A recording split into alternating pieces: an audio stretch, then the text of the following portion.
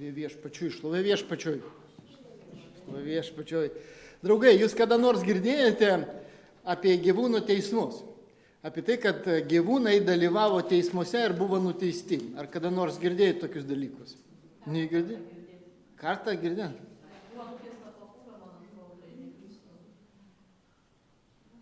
Bet įdomiai, žinote, iš tikrųjų tokie dalykai buvo. Tai yra uždokumentuota, iš tikrųjų, nuo 12 iki 18 amžiaus iš tikrųjų yra įrašai padaryti, kada buvo nuteisti gyvūnai. Ir pats pirmas toks dokumentuotas teismas 1266 metais ir Prancūzijai. Ir, reiškia, Šernas buvo nuteistas mirtimi už tai, kad jis nužudė kūdikį. Šernas, laukinis gyvūnas.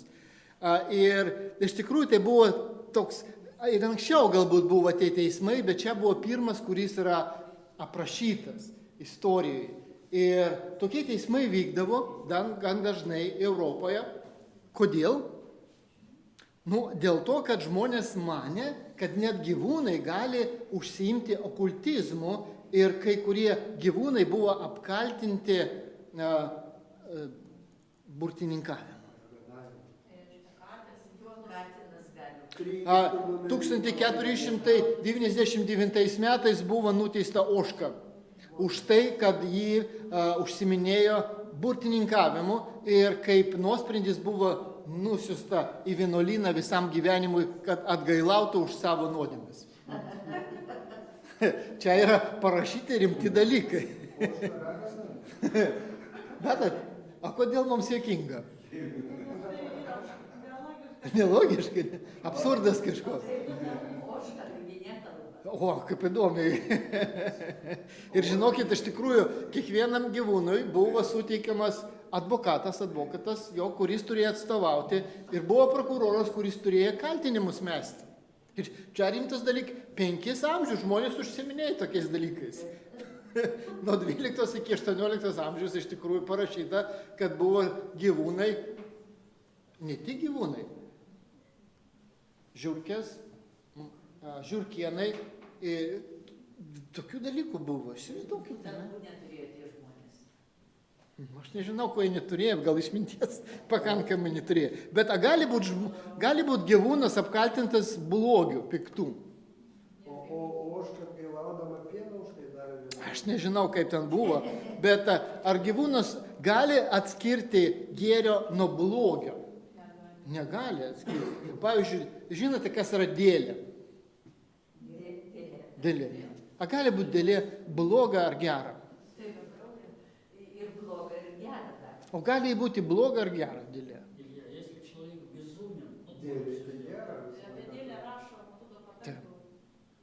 Voras gali būti blogas ar geras? Jis mano, kad geras, jis geras. Jeigu, pavyzdžiui, liūtas puola žmogų, ar jis yra blogas?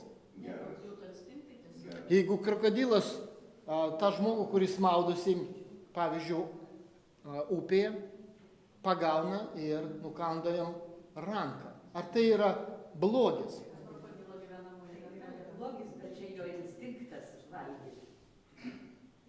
Tai jis negali būti apkaltintas, kad jis blogas ir pasielgia blogai. Įdomi labai.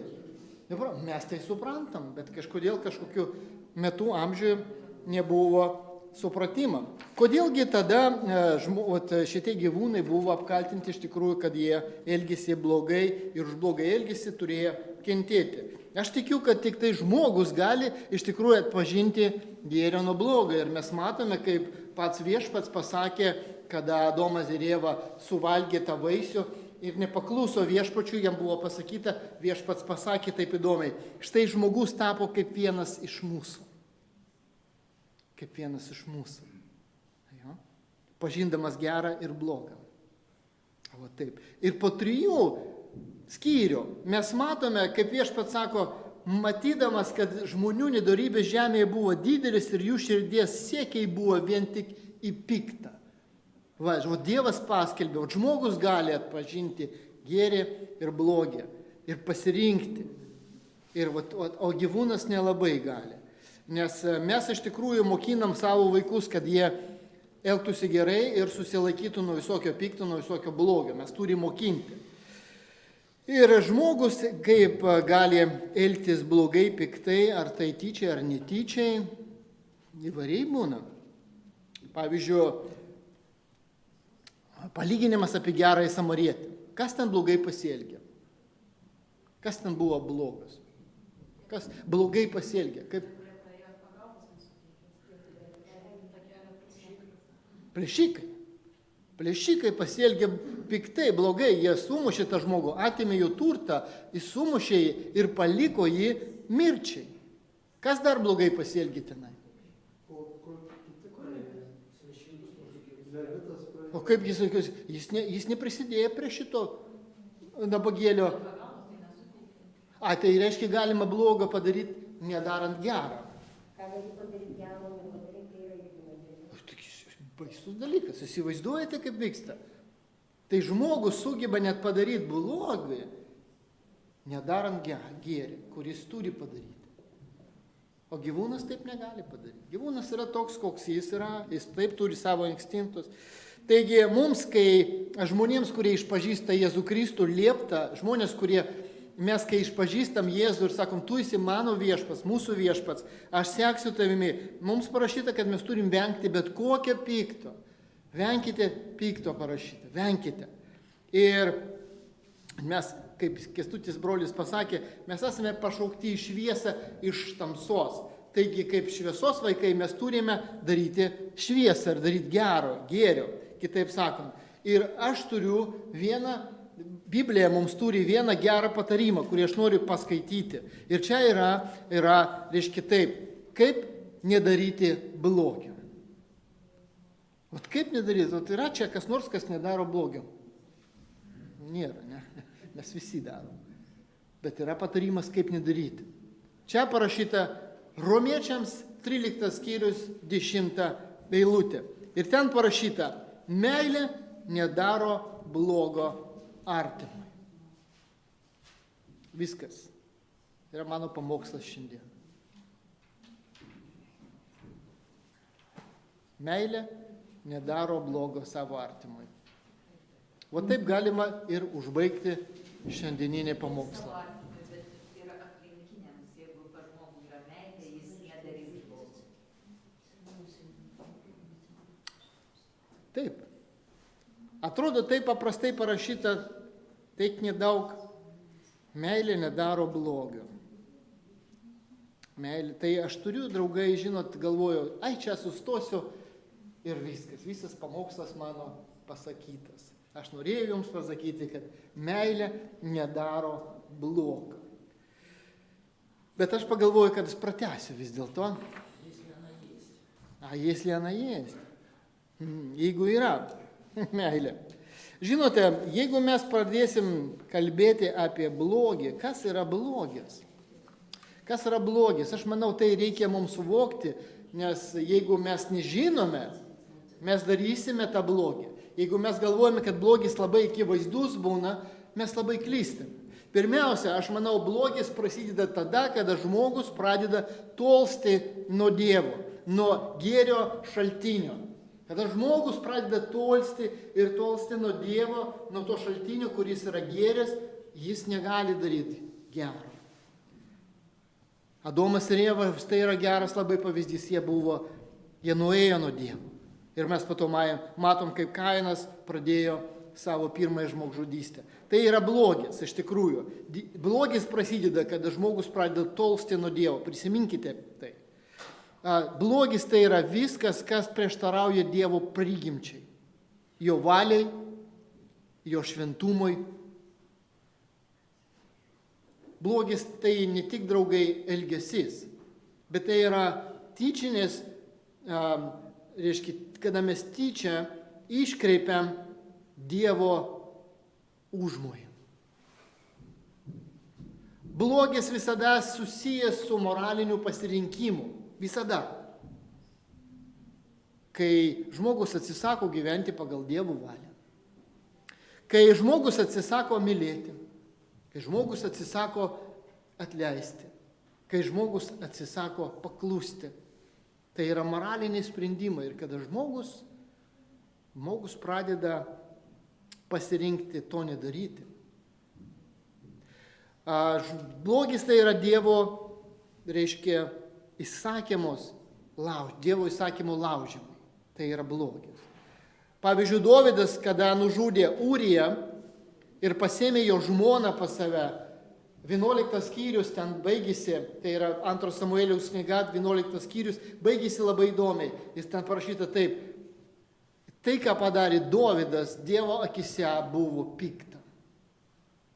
Ir jis apibūdina, štai, kad tu, Dovydai, tu padarei blogį, tu padarei piktai, mano akise.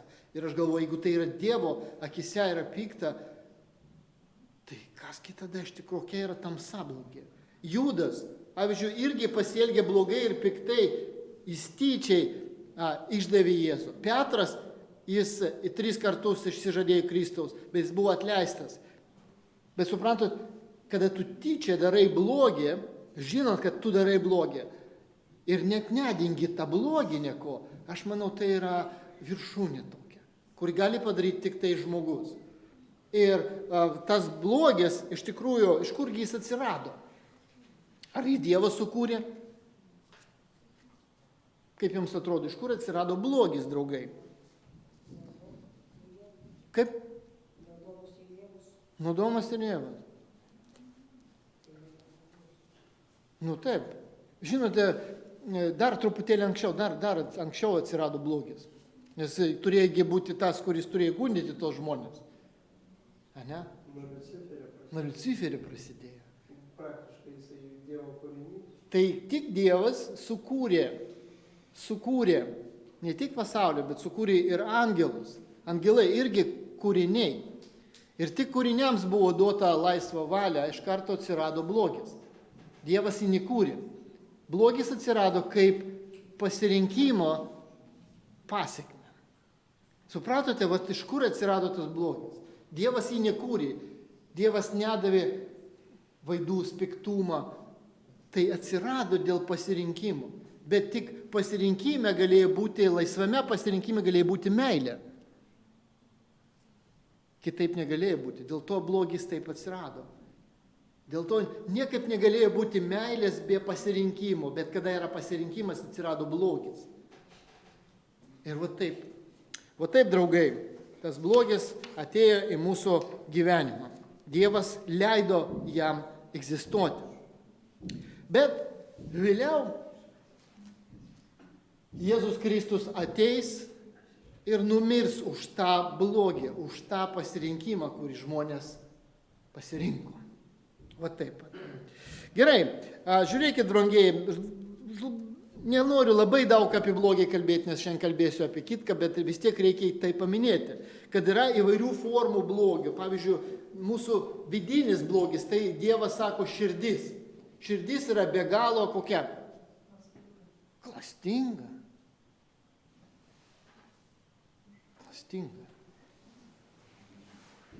Be galo.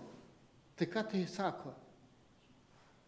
Be galo klastinga, tai vidinis tas mūsų žmogus yra antiek sugeba daryti tą blogį, brangiai. Taip pat, sakykime, būna tarpasmeninis blogis, kada mes pradedam, pavyzdžiui, meluoti vienas kitam, kada mes pradedam vykdyti smurtą, kada mes pradedam išduoti, kada mes pradedam apkalbėti. Tai yra tarpasmeninis blogis, yra viešasis blogis, pavyzdžiui, korupcija, neteisybė ir priespauda, tai yra viešasis. Yra blogis taip pat ir dvasinis blogis, kada mes pradedam prieštarauti Dievui ir sakyti, ne Dieve, aš taip nedarysiu. Kai atsiranda melagingi mokymai, tai irgi tas dvasinis blogis, okultizmas, būrimas ir stabmeldystė. Visa tai susijęs su to blogiu. Ir kai Dievas pasakė, kad žmogus nuo šiol gali atpažinti gėrio ir blogį, kas yra gėris ir blogis, tai Tai yra labai svarbu mums. Nors ne visada blogis ir gėris būna akivaizdus. Pavyzdžiui, draugai, skausmas yra blogis ar gėris? Gėris. O kaip įdomu, žiūrėkit, ten blogis, čia gėris. Kaip gali būti tai? Per skausmą išsivalai. Visą paveikslą pamatyti. Jo. Suprantate, kaip aš paklausiu, iš karto matosi, kad toks neakivaizdus dalykas. Taip kartais būna sunkiai pamatyti tikrumą. Pavyzdžiui, mes einam pas gydytoją, kuris pradeda daryti manipulacijos mūsų kūnų ir mes kenčiam blogį, mes kenčiam skausmą, bet mes nevadinam tai blogiu. Taip? Mes einame dėl to, kad mes suprantame, kad gydytojas daro taip, kad mums būtų gerai. Ir mes norim pakęsti tą skausmą. Mes nenorim, bet kada mūsų sutuoktinis arba mūsų žmogus artimas pradeda mus šmeižti, pradeda skaudinti, mums skauda, mes vadinam tai blogiu. Taigi skausmas iš tikrųjų, jeigu pažvelgti, jis būna gyvenime, bet reikia žiūrėti priežastį, reikia žiūrėti, ką tas skausmas atneša. Žinote, parašyta, kad Dievas kaip tėvas, jis mus auklėja. Ir auklėjimas atneša mums skausmą. Bet mes nesakome, kad Dieve, čia tu mums atneši skausmą, mums labai tu esi blogas. Ne, mes suprantame, kad tai mes darome taip pat su savo vaikais, kad vaikai užaugtų. Taigi ne kiekvienas auklėjimas, skausmas, disciplina yra blogis. Bet mes ne visada pamatom tai. Ir tai yra, suprantat, kada žmogus atneša skausmą vardant skausmą, kad tiesiog sukelti tau skausmą, tai yra blogis. Tai yra blogis. Bet kada tave auklėja tam, kad tu paaugtum, tai yra kitas dalykas. Taigi, kaipgi Viešpats aplamai sakė, kaip spręsti blogį, kaip krikščionis, kaip žmogus, kuris sako, aš vadinuosiu krikščioniu, aš esu tavo Viešpats. Ir Viešpats sako, dabar tu neturi būti blogio agentas, tu neturi skleisti tą blogį aplink, tu neturi būti jo šalininkas. O kaip mums tai padaryti, draugai? Aš suprantu, tapti šviesa. Mes esam šviesa. Bet vis tiek darom. Ar tai būtų liežuvis, ar tai būtų elgesis, ar tai būtų dar kažkoks. Raštas sako, kad neįmanoma pažaboti liežuvę. Siaubas kažkoks. Viešpats mirė už tą blogį, viešpats mirė už tai, kad mes nedarytumėm jį. Kaipgi mums daryti jį. Ir suprantat,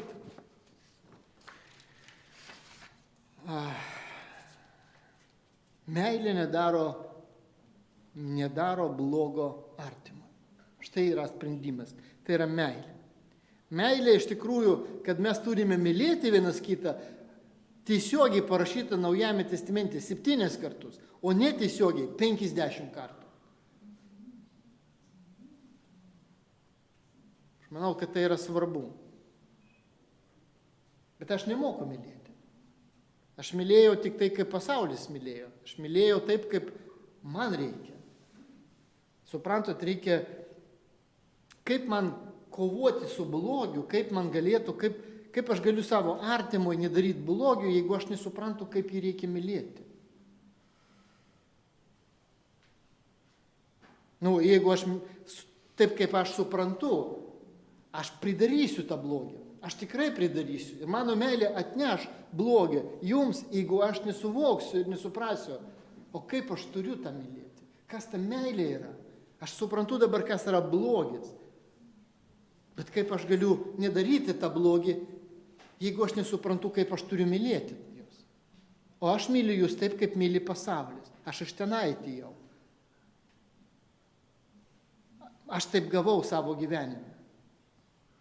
Ir meilė aš visada suprasdavau tai, kas yra man gera. Kas man gera, kas atneša man kažkokią euforiją, pakylėjimus. Ir štaigi, skaitydami raštą, aš suprantu, kad Raštas kalba apie meilę kaip apie sprendimą. Kad tai yra sprendimas, aš turiu nuspręsti nedaryti tau blogį. Tai yra ištikimybė, tai yra auka. O kiek daug ten visko. Tai net tada, kai aš neturiu jokių jausmų žmogui, aš vis tiek turiu laikyti savo sprendimą, aš vis tiek turiu kažkaip aukotis. Suprantate, ta meilė, o tokia meilė nepadarys tau blogį. Bet jeigu aš kitaip suvoksiu meilį, ji padarys tau blogį. Ir dėl to kartais mes galvom, kaip aš myliu savo artimą, aš myliu savo žmoną, savo sutuoktinę, bet kodėl jį verkia, kodėl jis pyksta? Galbūt dėl to, kad aš nežinau, kaip mylėti.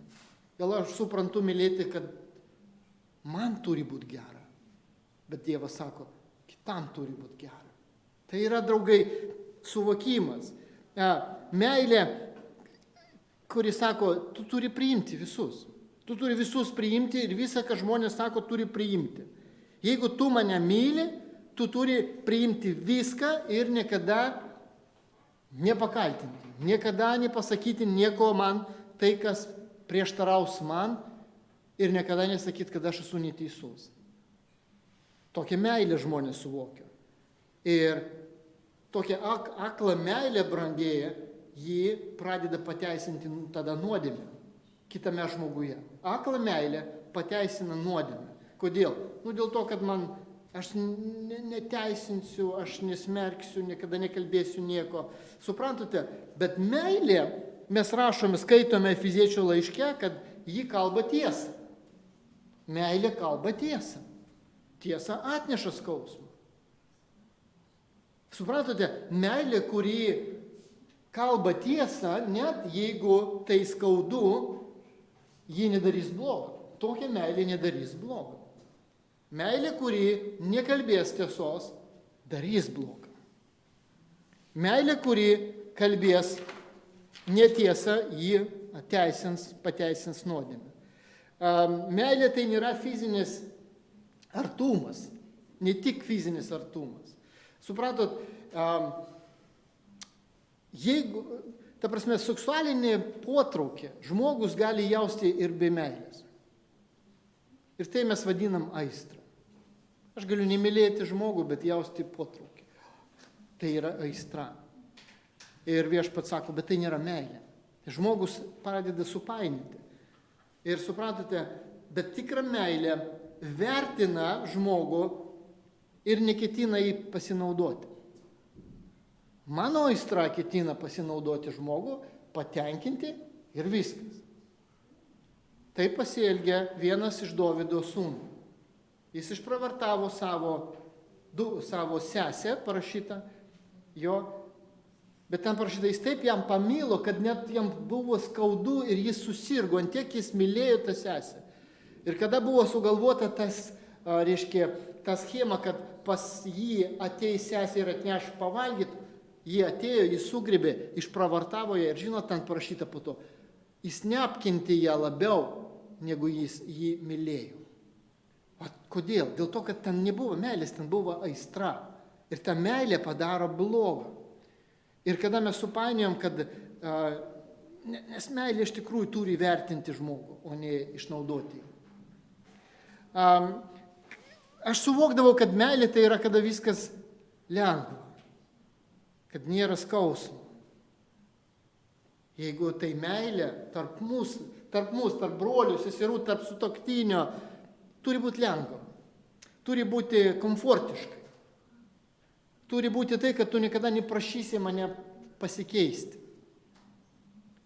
Jo, nes dažnai būna, kad sutuoktiniai nori viens kitą pakeisti ir tai nepavyksta ir galbūt mes neturim viens kitą keisti. Bet meilė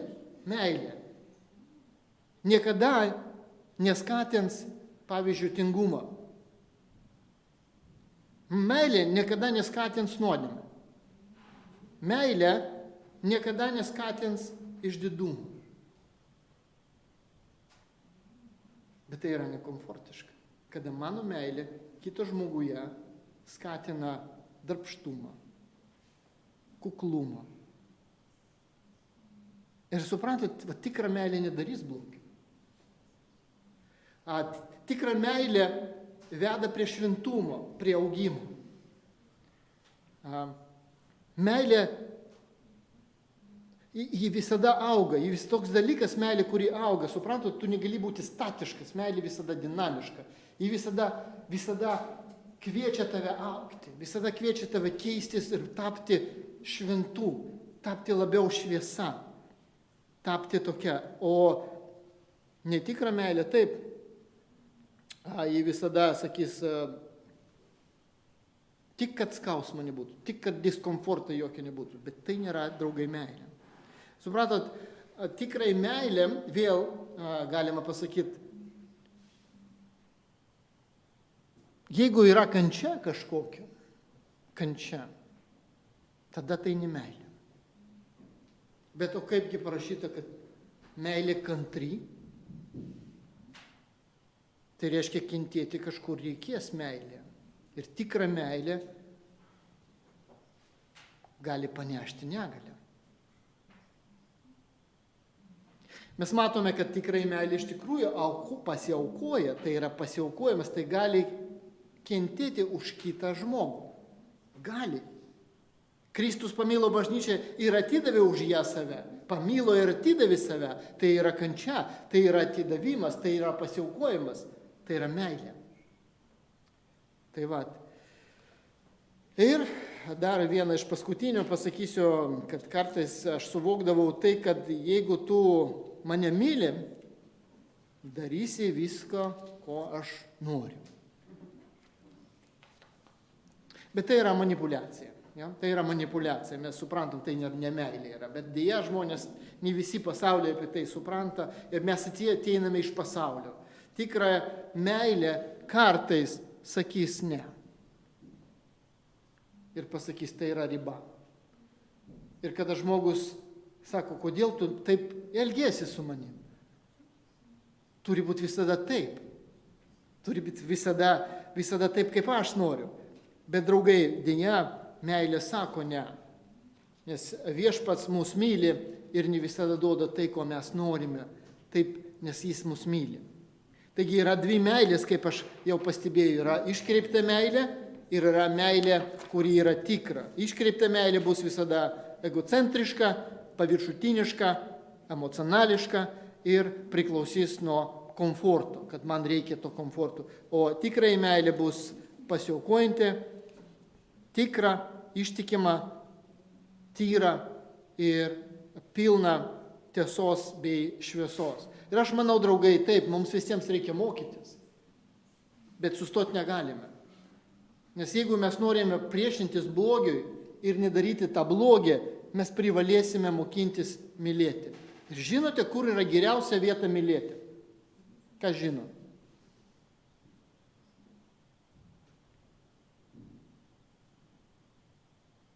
Aha, nežinom. Ką? Visus žmonės reikia. Ne, taip, bet kur vieta geriausia išmokti meilę? Teisingai, tai čia yra bažnyčia, draugai, čia yra dėl to, kad mes ten tiek skirtingi visi esame ir privalome išmokti nedaryti blogį savo artimui. Ir mes visi tai darom, draugai. Aš kažką galiu padaryti irgi neteisingai ir aš turiu mokytis. Aš pirmiausia turiu mokytis.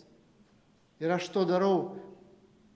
Taigi, brangieji, meilė nedaro blogio artimui. Jeigu mes norime nedaryti blogį savo artimui, mokinkimės visi mylėti. Bet čia yra ta terpė erdvė, kur mes galime tai išmokti. Čia yra. Dėl to nevenkite bažnyčios, nevenkite, brangieji, to savo bendruomenės susirinkimo, bet mokinkimės mylėti. Viešpats nori, kad mes nedarytumėm blogį, nebūtum blogio agentai. Dėl to Viešpats sako, meilė yra atsakymas, kaip galima nedaryti. Taigi, jeigu norėsite, aš po to galėsiu jums duoti tokią lentelę, tikroji meilė ir iškraipyta meilė. Kartais, kad prieš savęs turėtų čia Biblijos ištraukos irgi yra, kad galėtumėt pamatyti, kad tikroji meilė pagrįsta sprendimu ir auka, iškreiptą meilį pagrįstą jausmais ir emocijomis, nu ir va, taip tiesiog va, pamatyti kartais prieš save norisi turėti tokį lapuką. Taigi,